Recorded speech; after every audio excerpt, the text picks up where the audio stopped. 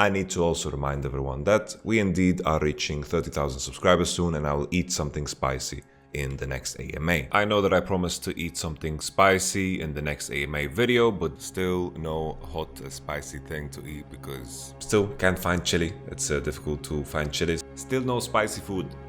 I have ordered some spicy sauce and we're gonna do a challenge for the next AMA, hopefully, if it arrives on time. Still no spicy sauce. It hasn't arrived. No spicy sauce just yet. You know, the spicy sauce, I got an update to when it arrives. Stay with me, don't unsubscribe yet. Hello ladies and gentlemen. AMA number 21 is upon us. 21 Savage. Which means it is time for hot sauce. If you have any questions for future AMAs, ask them on the Patreon, the Discord, or our YamatoCannon. Subscribe, ring the bell if you want to see more of this type of business. If not, that's okay too. Let's get to it. I purchased 7 hot sauces, each hotter than the other, leaving us with a final one. I am not sponsored by these guys or anything, so just keep that. I just wanted to make that clear. Leaving us with a Carolina Reaper one. This has a very, very crazy color. Carolina Reaper and blueberry. Woohoo! So that's gonna be the final one. I've got some chicken wings. This is the pamphlet for those who are curious. This is a pamphlet they get hotter and hotter. They make the sauce in Berlin. Let's see if I enjoy it or not. Let's begin with the softest one. Jalapeño and Date. Oh, Jesus. Chicken wing or chicken nuggets or whatever you want to call it. So we have the sauce. Sorry for those that hate the sound of eating, but a promise is a promise.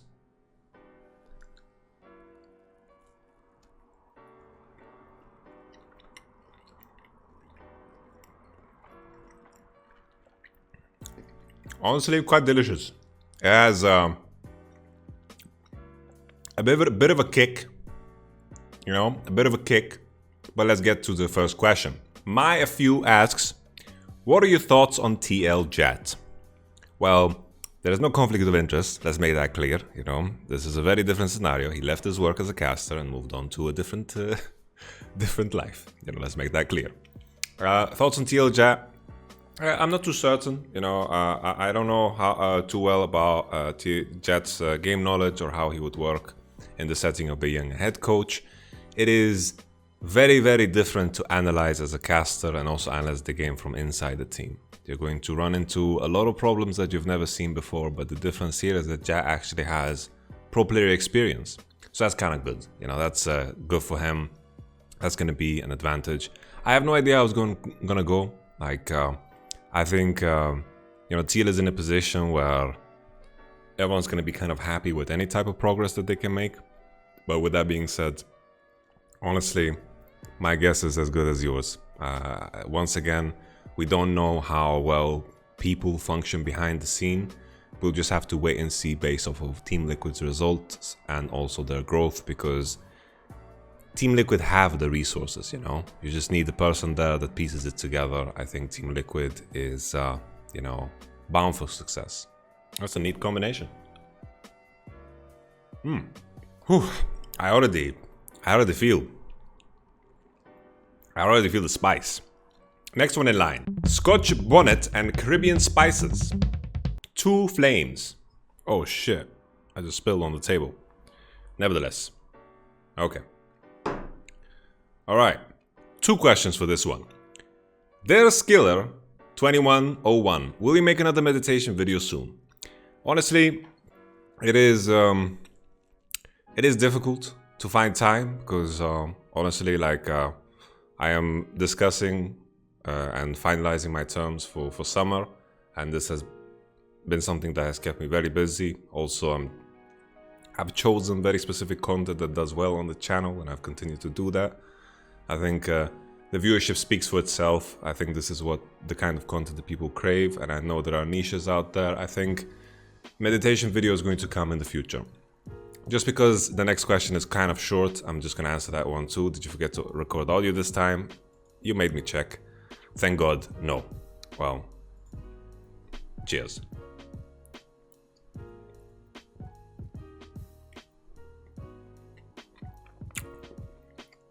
Oh, fuck me, man. What the fuck, man? This is number 2.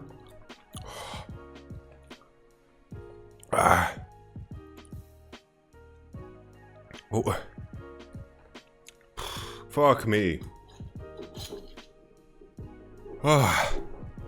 Fuck.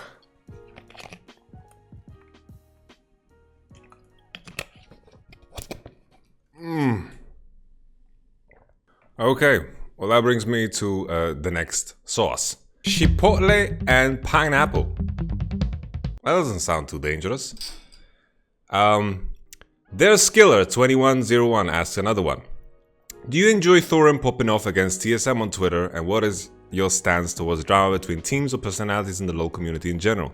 Do we need more of it? Can there ever be enough of it? How spicy is it from 1 to 10? Well, I'm gonna focus on Thorin. Honestly, Thorin is a baller, man. People think Thorin is doing this to stir up drama. I don't think so, you know? He actually cares. He actually gives a damn. And he has called out so many different teams for their bullshit. Whether it's Fnatic and G2, or TSM, or Astralis. You know, he's not picking battles just to pick battles. He actually genuinely cares about the esports ecosystem. He was very helpful for me. Towards me when he was when I was beginning to create content. He gave me a lot of advice, and he's always been forthright and, you know, honest. I think Thorin is a necessity and someone that people don't appreciate good enough. On Twitter, you know, people actually think that you know, Thorin cares about, you know, some TSM haters coming after him. Do you think he cares? He's just using Twitter for what it's good for, you know? It is for short statements that cause, you know, a reaction. That's what he's using Twitter for. In this whole TSM versus Thorin thing, what him and Monty was saying was miscategorized so often. They were saying that he was accusing Lina of, you know, of doing these things. No. He was saying that it sets a bad precedent and you can't prove anything, and that is what makes this so difficult. Even in a world where Lina did and Doublelift did everything perfectly, it is still a world where it could have been and it can't be proven otherwise. So the conflict of interest was clearly there. And the point Thorin wanted to make was that this sets a bad precedent for the league. It's okay to think that someone comes across as bad or good. This is, in the end, just a subjective opinion. You know, some people enjoy that, some people don't like it, and that's okay too. You know, to each their own. I think Thorin is a baller. Speaking of baller, let's get this Chipotle sauce going. This one's for you, Thorin. You crazy ginger.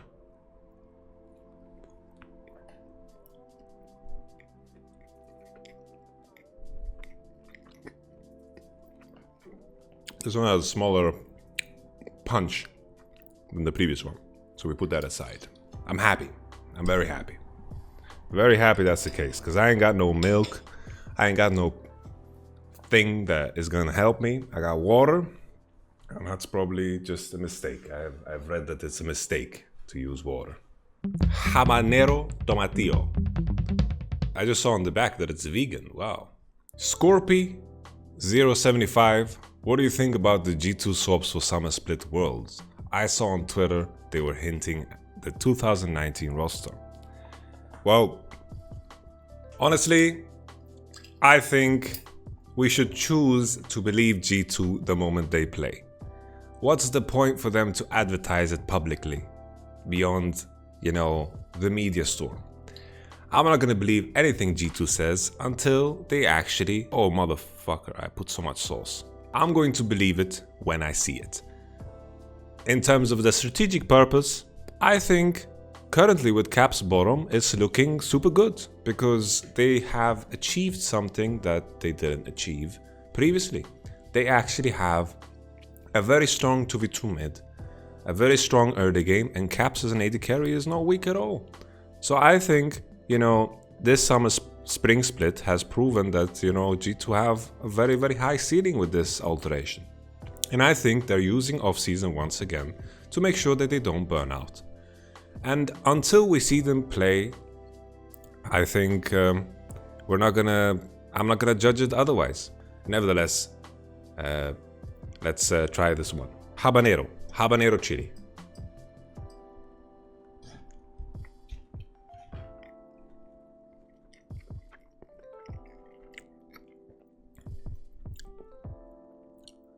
Oh, Jesus. Whew. That's a motherfucker. I guess need to finish the chicken strips, so we're just gonna add more sauce here. More sauce.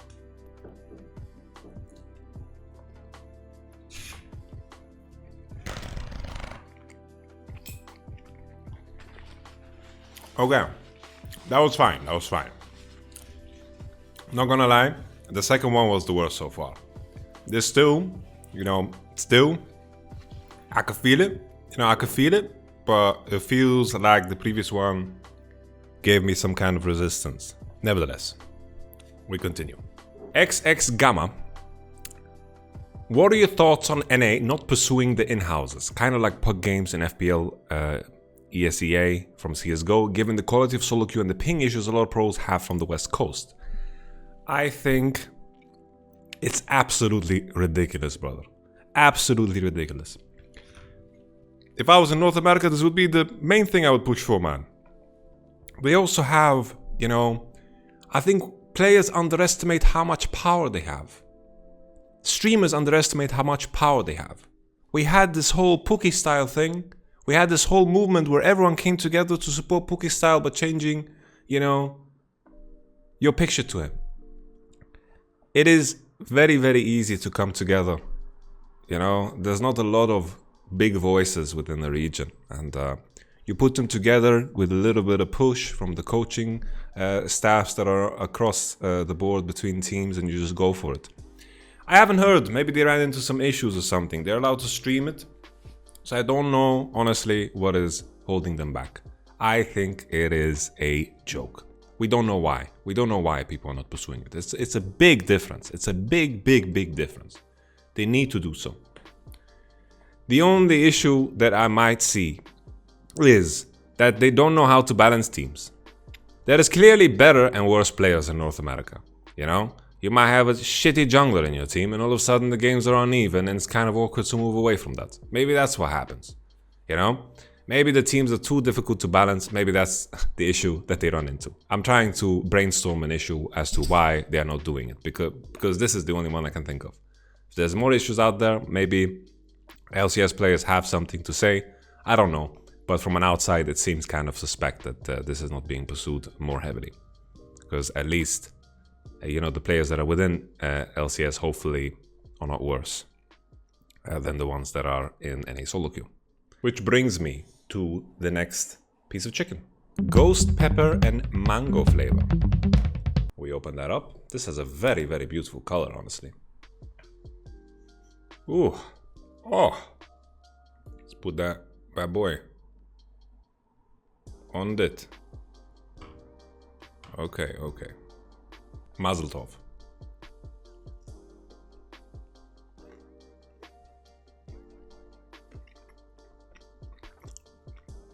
This one is the worst by far. Oh, motherfucker.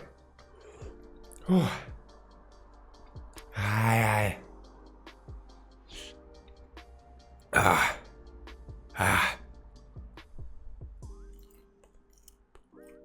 Fuck me. Man, I'm on fucking fire, bro. Alex Conrado asks about rank ladder. Do you think hard resetting the MMR will solve anything? Man, it fucking hurts to talk. Yeah, I think it would. I think there's a lot of people that are coasting on high MMR. They don't belong there. Especially after the Season 9 fiasco. Especially after the Dynamic Q fiasco. I think hard resetting MMR would be very helpful. There's no downside to it. Those who belong We'll get there eventually. You don't see any pro player complaining. Oh, I'm heart stuck, blah blah blah. It's not gonna happen, you know. If you are supposed to be diamond, you'll get to diamond. That's just how it is. Unless the system is rigged, which it might be, to be honest. But I think it would help a lot because, as I mentioned, too many players. I think I've gone all over the place. HD099. What do you think of Ellis's idea of a skinline that proceeds towards funding a team a riot dedicated to monitoring high-elo games, which is improving toxicity and reducing soft trolling? I think the community would 100% buy the skins knowing the money would help their experience. Well, why would Riot ever put themselves in that position? It's like, oh, we have a problem, let's solve it by releasing a skin. That's just... It sets a very bad precedent. If you do it once, you will be asked to do it again. Like whenever there's an issue, oh, there's a Mordekaiser problem, it has a lot of bugs. That's why don't you release a Mordekaiser skin and let the proceeds go to fixing Mordekaiser? It sets a very bad precedent, and it just puts Riot Games in a very bad position. I think they would never ever agree to doing such a thing. I do believe that there is a requirement for a team that is dedicated to monitoring high-elo games. I think you can even put a fun spin on it. Let's say you have casters. You have a show that's running at peak solo queue hours and they are viewing these games, you know? And then you put a spotlight on players that are doing good in solo queue. And you promote the idea of being a high performer in solo queue. At the same time you monitor, and at the same time you put solo queue in a spotlight, you put effort into solo queue, and you put it in a spot where, oh, me climbing up the solo queue ladder, maybe I'm gonna end up on the Riot stream. They're gonna talk about me, put me in the spotlight as a good player, instead of being, you know, looking for that spotlight through trolling on known players' streams. That could be an idea. Aiki Molfa, what is your thoughts on voice comms in ranked? Honestly, it's weird because we're in a position where, you know, it hasn't been a part of the game for so long, and making that transition is going to be quite difficult. I think Riot needs to test it out in a smaller region first and see what the results are. I think, you know, everyone's very excited about it, but I think it's weird because it wasn't there from day one. And I don't know how to feel about it because I don't know how the toxicity things look. Of course, the idea that, you know, just because communication through voice is a bit more personal than writing, maybe that sense of humanity is going to, you know, create a situation where people are nicer to each other. Sure, it could also be a position, for example, you know, when I play, and people, like, I have a very privileged position where I have like a voice that, you know, commandeers in a specific way, you know? If my girlfriend's playing Valorant, for example, she gets attacked for her voice because she's a girl, right?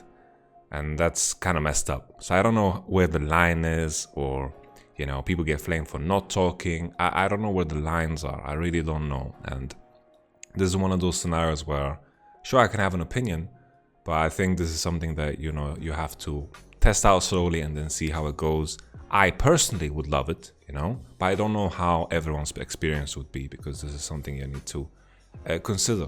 You know, you need to consider if 20% of the player base are going to suffer really, really hard for the gain of 80%, maybe it's not worth it, you know, and these are the evaluations you have to make. And I think just testing is the first thing, but the scary thing about testing is if Riot tests it and then they pull it, people are just gonna want more, you know?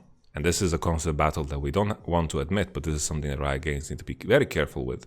Where every company need to be careful with it, which is when you give once, that becomes the new baseline. You giving once becomes the new baseline. You cannot go back. Going back is impossible. Going back is going to be, you know, horrible for you. The same thing as I mentioned with the skins. Trinidad Scorpion. What on earth is that? Mouth is still burning from the previous one, man. I noticed how much worse my answers are, just to show you guys that I'm putting it, because there's gonna be people out there that say I'm not okay. Trinidad Scorpion. Oh, Oh, motherfucker. Oh, kurwa. Alright, we go. We fly.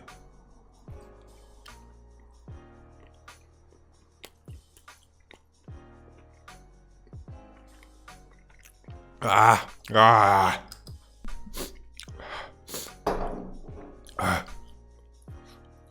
Oh. How do people like this?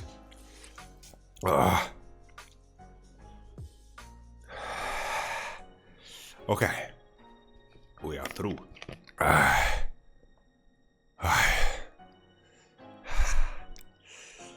I'm fucking sweating, man. Oh, I was fucking head to Discord for some more questions. King of Hell, with Griffin relegated and TSM freeing up an import slot with DL. Oh, it so hurts to talk. Do you think we could see TSM Tarzan? Or is he still too good for NA? Could be. Could be amazing, honestly. Tarzan still has a lot of potential. Griffin was a project that was on fire. We can't really judge players based off of the spring split performance. I think Tarzan has super much potential still.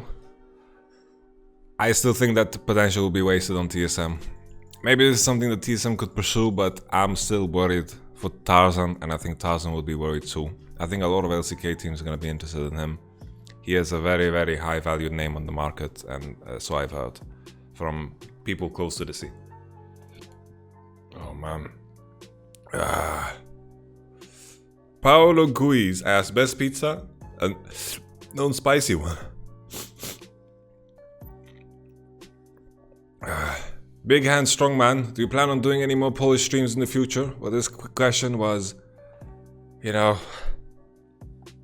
asked before I did it today. I commentated EU Masters in Polish, which was very fun.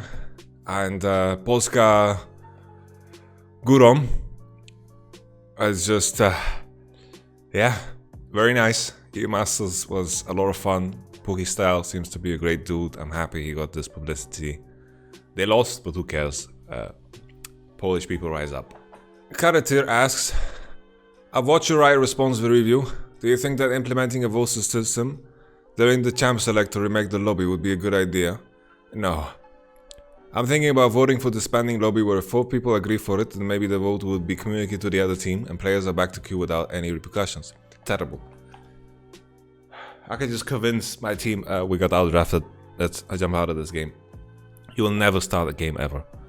So easy to know that you got outdrafted, you know. At least there's a price you pay for dodging now.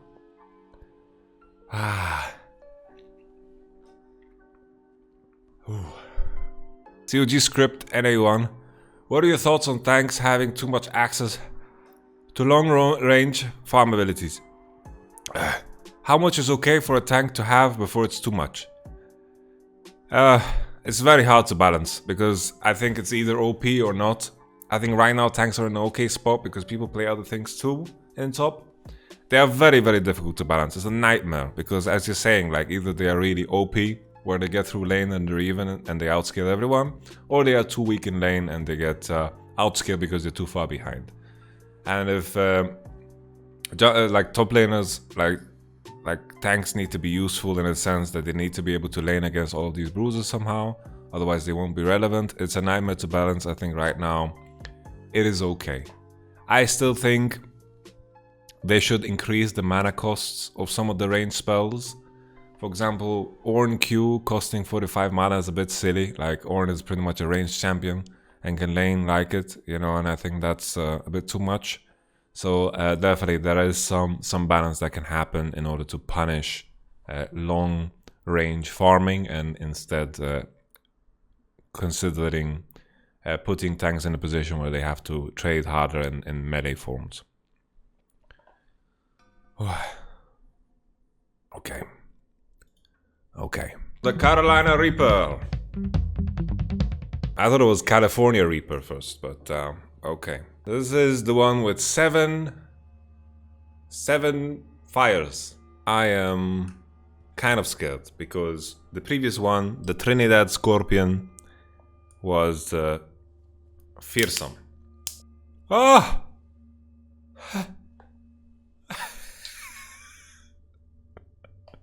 This is so fucking stupid. This is only so fucking dumb. Okay. Carolina Reaper. Okay, you guys see the amount, yeah? Okay. That's about how much sauce I would put if it was a sauce that I would enjoy. Okay? You see? You see. That's a decent amount of sauce. No ketchup, just sauce. Yeah? I just put this sauce. Gonna put a little bit extra. Carolina Reaper. Here we go.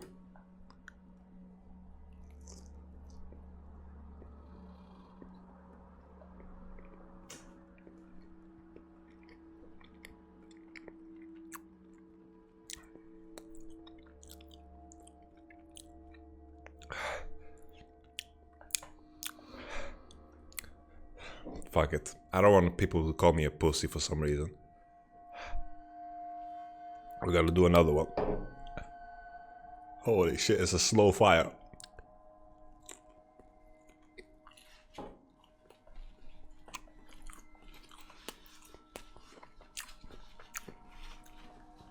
Son of a motherless.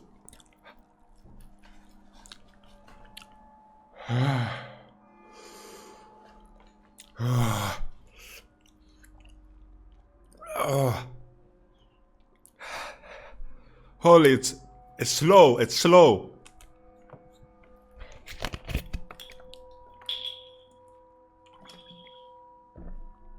Ah.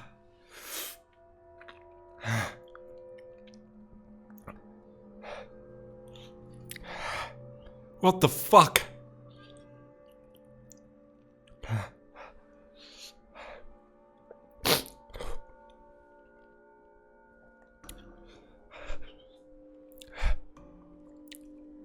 I don't know what to do. Bread.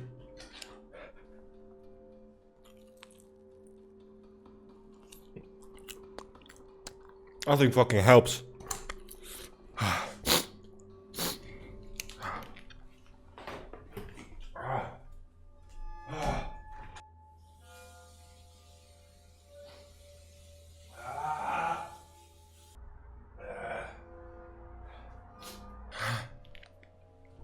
Guys.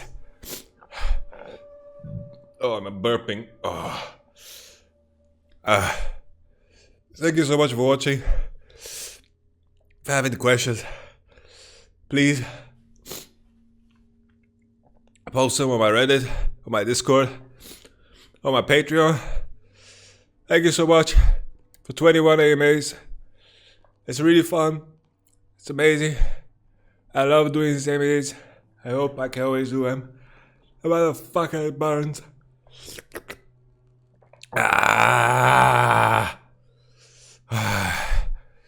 Yeah, thank you. Thank you so much for watching. I hope the eating sound wasn't too bothersome for people. Carolina Reaper, hot sauce. And that's done. Help me think of the next challenge when we reach 50k subscribers. I think this deserves a subscribe. Yeah, my mouth. Thank you. I love you guys. Thank you. Ooh. Bye.